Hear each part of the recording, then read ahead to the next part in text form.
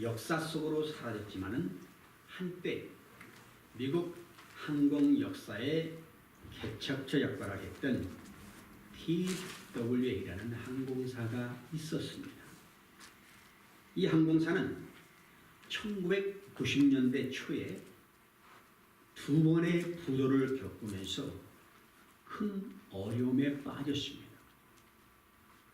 그러던 중 이들의 경영 실적이 전년도에 비해서 400%나 극적으로 신장이 되었고 수익률도 4배 이상이 늘어나는 호조를 보여서 1996년 7월 19일 수익 분기점을 선언하면서 축배를 들었습니다.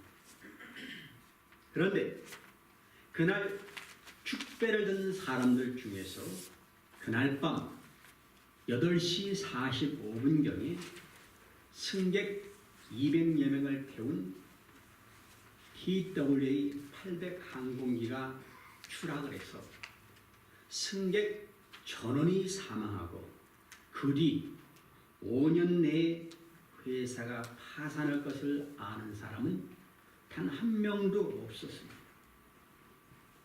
여러분, 인간은 하루 동안에 무슨 일이 일어날지 알지 못하는 유한한 존재입니다.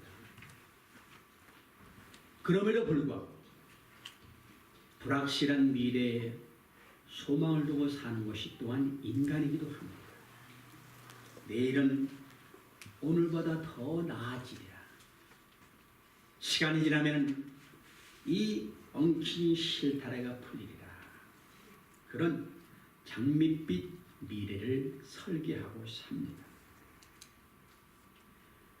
오늘 우리가 인생을 사는 동안에 반드시 기억해야 될 것이 있습니다.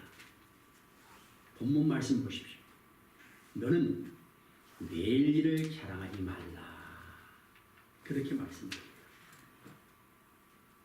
하나님께서 인생들에게 자랑하지 말라고 하십니다. 인생은 그 자체로 자랑할 것이 아무것도 없습니다. 우리가 자랑해야 될 모든 조건이 다 하나님 앞에 있기 때문에 인생을 향해서 자랑하지 말라고 하신 것입니다. 사무엘상 2장 6절에 보면 하나님이 인생의 모든 것을 주관하신다는 사실에 대해서 이렇게 말씀을 해주고 있습니다. 여호와는 죽이기도 하시고 살리기도 하시며 수월에 내리기도 하시고 거기에서 올리기도 하시는도다. 여호와는 가난하게도 하시고 부하게도 하시며 낮추기도 하시고 높이기도 하십니다. 가난한 자를 진토에서 일으키시며 빈궁한 자를 거름더미에서 올리사 귀족들과 함께 앉게 하시며 영광의 자리를 차지하게 하시는도다. 이 말씀이 결국 인간의 모든 생사화복은 다 하나님께 달려있다는 말씀입니다. 우리가 뭘 해보겠다고 계획을 세우고 야심차게 도전도 해보지만 하나님께서 그 모든 것에 때를 주시지 않으면 아무 의미가 없습니다. 이것이 우리 인간의 삶입니다. 인생에는 자랑할 것이 없다. 인생이 진실로 자기의 참모습을 발견한다면 자기에게 자랑할 것이 없다는 것을 알 수밖에 없습니다. 베드로전서 1장 24절 말씀 보면 모든 육체는 풀과 같고 그 모든 영광은 풀의 꽃과 같으니 풀은 마르고 꽃은 떨어지되 오직 주의 말씀은 세세토록 있도다. 그렇게 말씀합니다. 인생이 이 땅에서 아무리 영화를 누리고 존귀함을 얻는다고 해도 그것은 마치 풀과 같은 것이로 풀은 시들고 꽃은 떨어지게 되어 있습니다. 모든 인생들은 이 땅에서 수고를 아끼지 않고 살아갑니다. 그런데 그토록 그 수고한 결실이 험한 것이요, 그렇게 인생에 주는 것이 없다 그랬습니다. 전도서 1장 2절 말씀입니다. 전도자가 이르되 헛되고 헛되며 헛되고 헛되니 모든 것이 헛되도다. 해 아래서 수고하는 모든 수고가 자기에게 무엇이 유익한가? 한 세대는 가고 한 세대는 오되 땅은 영원히 있도다. 그렇게 말씀합니다. 이 전도서가 인생의 결론적으로 무엇을 말해주느냐? 나 전도자는 예루살렘에서 이스라엘 왕이 되어 마음을 다하여 지혜를 써서 하늘 아래 생하는 모든 일을 연구하며 살핀즉 이는 괴로운 것이니 하나님이 인생들에게 주사 수고하게 하신 것이라. 내가 해 아래 생하는 모든 일을 보았노라. 보라, 모두 다 헛되이 바람을 잡으려는 것이로다. 그렇게 결론을 내립니다. 여러분, 인생을 공술에 공수하라, 그렇게 말들을 합니다. 빈손 들고 왔다가 빈손으로 간다는 뜻으로 삶의 덧없음을 나타내는 말입니다.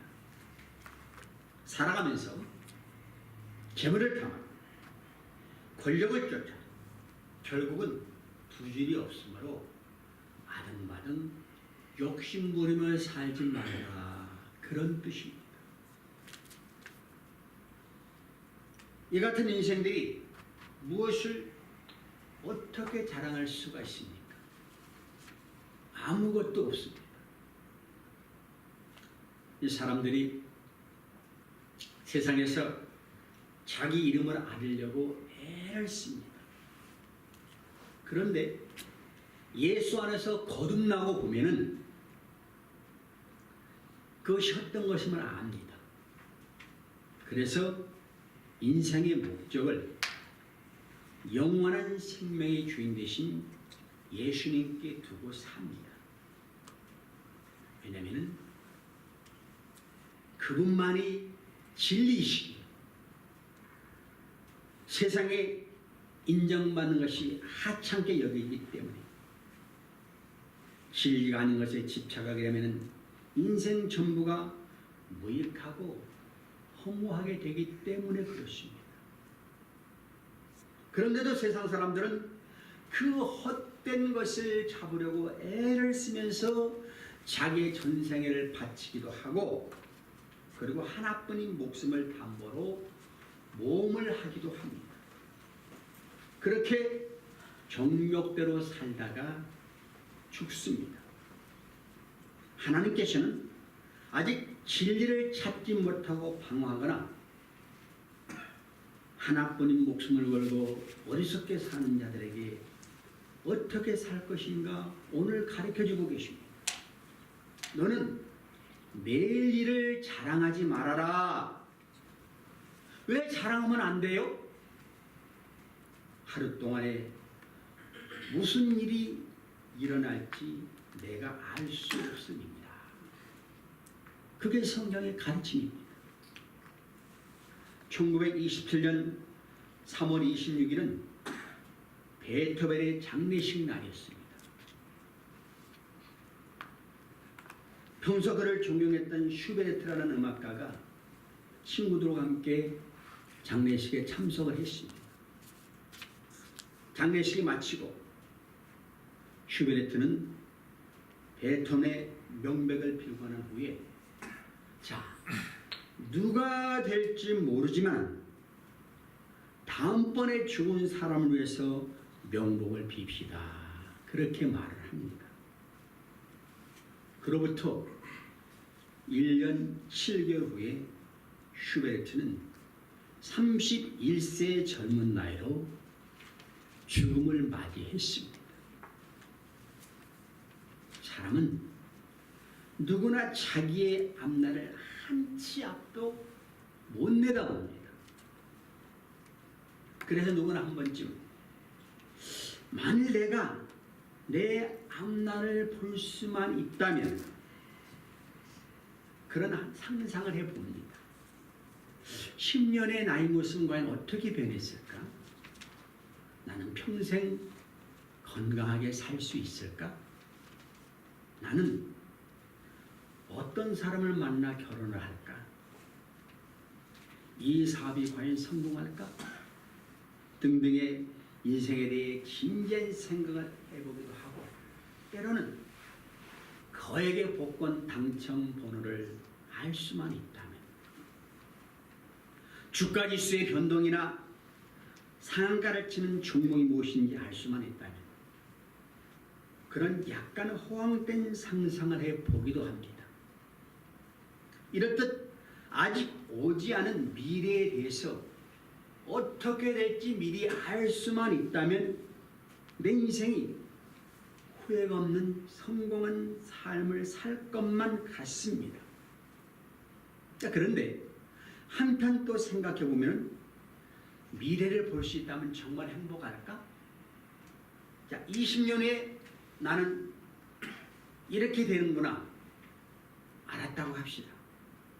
알고 나면은 그 운명을 보고 가만히 있을 사람이 누가 있겠어요? 바꾸고 싶죠? 바꿀 수 있을까? 바꿨다고 하자. 바뀌어진 앞날이 정말 내가 원하는 만큼 행복할까? 그 미래가 마음에 또 안 든다면 어떻게 하지? 그래서 미래를 볼 수 있다는 것이 꼭 좋은 것인지 의문스럽습니다. 여러분, 우리 하나님은 앞날에 대해서 그 어떤 것도 알 수 없게 하셨습니다. 그래서 당장 눈앞에 알 수 없는 불확실한 인생이기 때문에 오늘 최선을 다해서 살아가는지도 모릅니다. 여러분, 모든 사람이 자기 인생에 대해서 미래에 일어날 일 다 모르지만 한 가지 분명한 것은 알고 있습니다. 그게 뭐죠? 바로 죽는다는 거예요. 어느 누구든지 죽음을 비껴갈 수가 없습니다. 죽음 앞에서는 누구나 자신의 생애를 돌아보게 되고 지나온 삶에 대해서 후회를 하게 됩니다. 우리말에 철 들면 죽는다는 말이 있습니다. 어려서는 또 속삭이면 너 철 좀 들어라 그런 말인데 어떻게 보면 그 죽으라는 말인가 아닌가도 생각해봐요. 철든다는 게 무슨 뜻이냐면요, 사리를 분별하여 판단하는 힘이 생긴다는 거예요. 그러면 철들면 죽는다 했을 때에 인생이란 이 광야 같은 세상에서 잠시 나그네로 와가지고 모든 어려움을 다 겪다가 결국 인생이 무엇이면 알만 하면은 죽는다 그 말이에요. 그래서 우리는 겸손하지 않을 수가 없습니다. 내가 다시 태어난다면은 좀 더 베풀면서 착하게 살 것을 그렇게 다짐해 보지만은 인간은 그렇게 다시 태어날 수가 없습니다. 그래서 인생의 종점에서 인생의 어느 순간에서 피할 수 없는 것이 죽음인데 누구라도 죽을 수밖에 없는 인간에게 죽음 앞에서 두려울 뿐입니다. 제가 몇 년 전에 임종체험이라는 프로그램을 본 적이 있습니다. 무섭고 두려운 죽음을 사전에 경험해 보는 거예요. 그 순서를 보니까는 참가를 신청한 사람들이 영정 사진을 찍어요. 그리고 자기가 유언장을 작성합니다. 그것을 읽습니다. 그리고 관에 들어갑니다. 그리고 다시 관 밖으로 나옵니다. 이렇게 구성되어 있는데 살아서 결코 갈 수 없는 임종체험에 대한 호기심이 참가자들을 자극하고 하고 이게 자기가 영전 사진을 찍을 때까지는 그냥 한순간의 교육 같은 가벼운 분위기입니다. 그러나 검정 리본이 달린 자기 영전 사진을 옆에 두고서 유언장을 작성하는 시간으로 넘어가면요, 여기저기서 긴 한숨 소리와 함께 간간히 흐느끼는 소리가 들립니다. 그들이 살아온 지난날의 삶을 반성하는 시간이기도 한 유언장 작성에서 한결같은 말은 무엇인가 할 때 나약한 인간으로서 피할 수 없는 그 죽음에 대한 두려움, 그동안 자신의 주변 사람들에 대한 미안한 마음뿐입니다. 유언장을 낭독해 보면은요, 살아생전에 남을 탓하는 모습은 없어요. 오히려 내가 자식으로서, 내가 엄마로서, 내가 가장으로서 소홀히 했던 부분에 대한 자책만이 남습니다. 그러면서 한 번의 인생에 더 주어진다면 이런 소홀한 부분을 만회하겠다는 각오와 함께 남은 인생을 나무에서 베풀며 살겠다고 다짐을 합니다. 유언장 낭독이 끝나면 참가자들이 모두 관 속에 눕습니다. 그 관뚜껑이 덮이는 것을 자기가 똑똑히 보면서 교육의 효과가 절정에 달합니다. 아, 이렇게 한 사람의 생, 소중한 것들을 뒤로 한 채 끝나는구나 하는 회한과 함께 지난 일들이 주마등처럼 머릿속을 스쳐가면서 그동안의 흐느낌이 눈물로 범벅이 됩니다. 그 관 속에서 지가 우는 거예요. 그 임종첨에 참석한 사람들 한 사람이 경험담을 글러 써오는 것을 제가 봤습니다. 이내 관뚜껑을 열고 내가 몸을 누이자 관뚜껑이 닫히고 못 박는 소리가 들려왔다. 모든 것을 체험하고 눈을 감으니 코에 울리는 종소리와 정막이 감돌았다. 10분 남짓한 시간이었지만 나는 어떤 생을 살아왔는가 스스로에게 물으니 그 많은 말들은 온데간데 없고 미안함과 고마움만 남아서 내린다. 드디어 관뚜껑이 열리고 새로운 세상이 열렸다는 진행자의 말과 함께 빛이 다시 나를 파고들었음에도 모든 심정은 인생의 종착지에 집중되어 있었다. 시간이 또 흐르면은 나는 오늘의 체험이 또한 잊혀져 버릴 테지만 내가 예상치 못한 죽음을 맞이한다고 해도 보다 의인할 수 있는 용기와 삶을 비겁하게 살지 말아야겠다는 다짐은 무엇과도 바꿀 수 없는 죽음이 내게 준 선물이었다. 이렇게 글을 적어 놓았습니다. 여러분,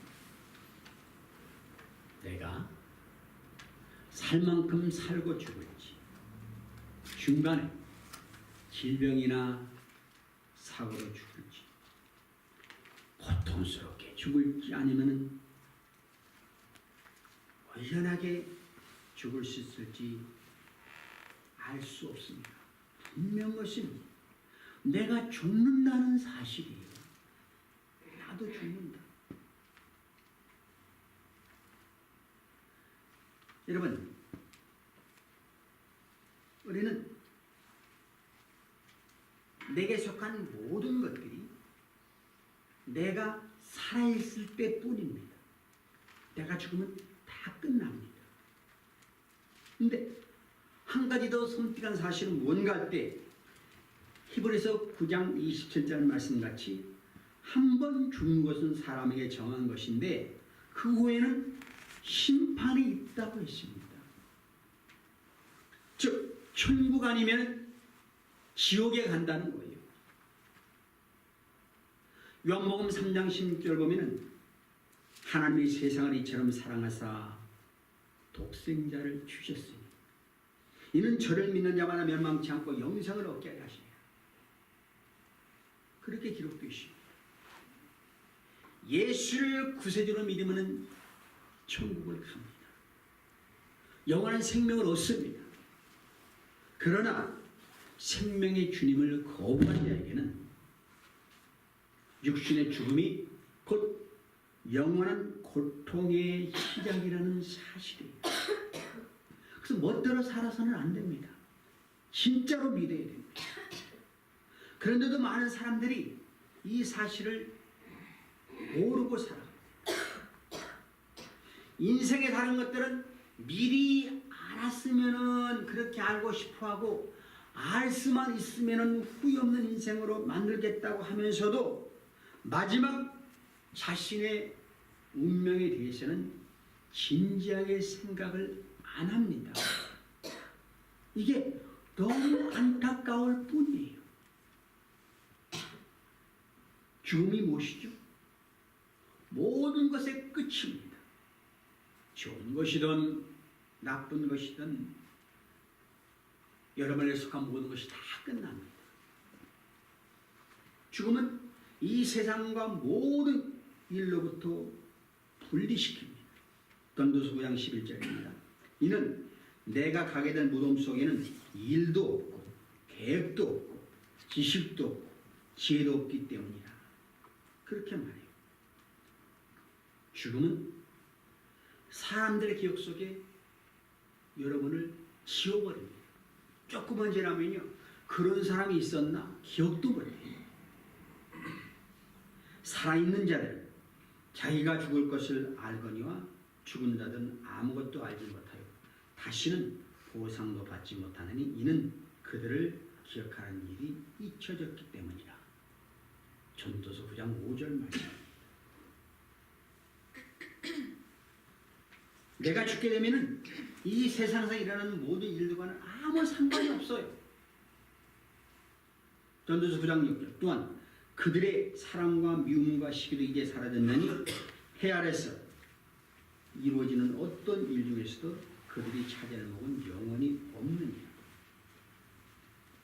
여러분, 살아있는 동안에 우리가 기억해야 될 것이 있습니다. 인생은 지극히 짧다는 것이에요. 야고보서 4장 14절 내일 일을 너희가 알지 못하는도다. 너희 생명이 무엇이뇨? 너희는 잠깐 보이다가 없어지는 안개니라. 안개같이 짧은 인생에 대해 시편 90편 10절은 우리 연수가 70이여 강간하면 80이라도 그 인생이 속기가 나니 날아간다 그랬어요. 그래서 우리는 세월을 아끼면서 살아야 되는 거예요. 또 인생은 전적으로 하나님의 손에 달려 있습니다. 누가복음 12장에 보면 우리가 잘 아는 어리석은 부자 얘기가 나옵니다. 이 부자가 하나님의 공사가 엄청나게 잘 됐어요.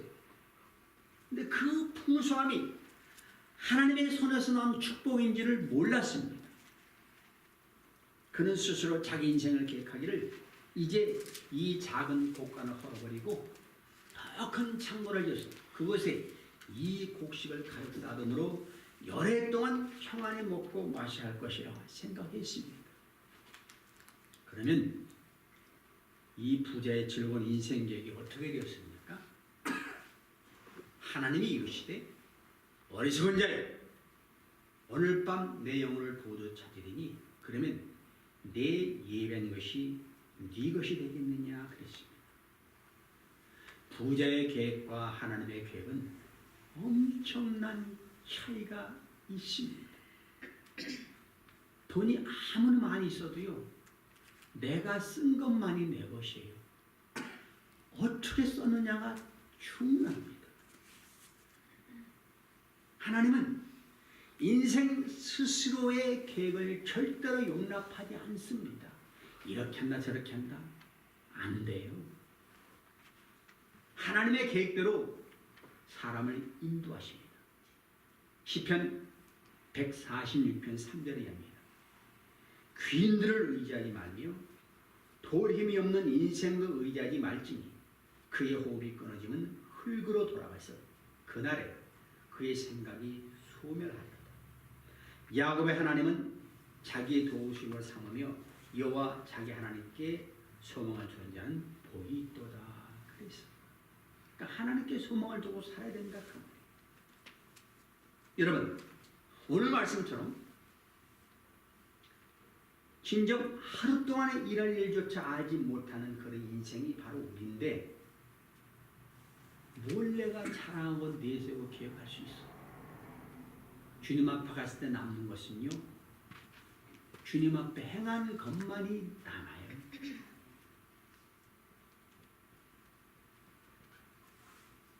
간혹 우리 그리스도인들 중에 신비적인 것에 마음을 빼앗기는 사람들을 볼 수 있습니다.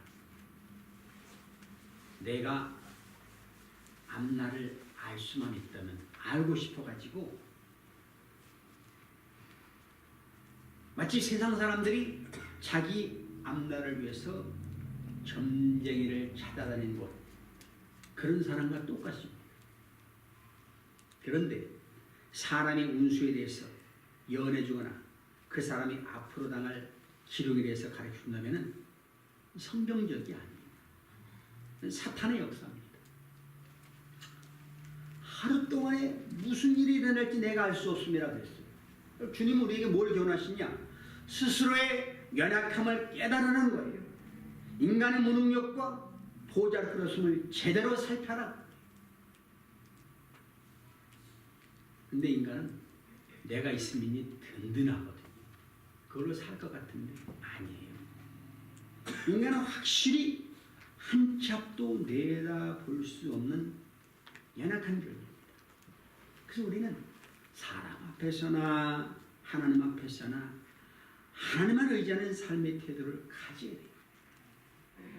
잠언 16장 9절을 보니까는 사람이 마음으로 자기의 길을 계획할지라도 그의 걸음을 인도하시는 여호와시니라 그랬어요. 우리는 하루하루 살아가는 일에 가장 소중하고 필요한 일이 무엇인가를 알아야 돼요. 그것은 모든 일을 하나님께 맡기고 하나님의 인도하심을 따라 사는 삶이에요. 그리고 우리 생활이 늘 하나님의 뜻에 합당하게 살아야 된다는 사실입니다. 오늘 내일 자랑하지 말라 하는 이 말씀과 또 대조적으로 너희 그리스도인들이 꼭 자랑해야 될 것이 있습니다. 갈라디아서 6장 14절 내게는 우리 주 예수 그리스도의 십자가 외에 결코 자랑할 것이 없다. 이 말씀 보니까는 우리가 자랑해야 될 것은 예수님의 십자가밖에 없다 그랬어요. 왜? 십자가가 나를 모든 죄의 굴레에서 벗어나게 하며 자유함을 주었고 죽을 영혼을 살려줬기 때문에 그렇습니다.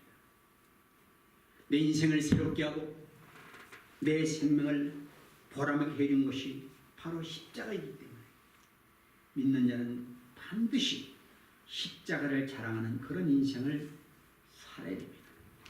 그리고 다음에 고린도후서 10장 17절에 보니까는 자랑하는 자는 주 안에서 자랑하라. 그러니까 우리가 자랑할 것이 예수 안에만 있다는 거예요. 나는 그리스도 예수 안에서 새 사람이 된 일에 대해서 모든 사람 앞에 자랑할 수가 있어야 됩니다.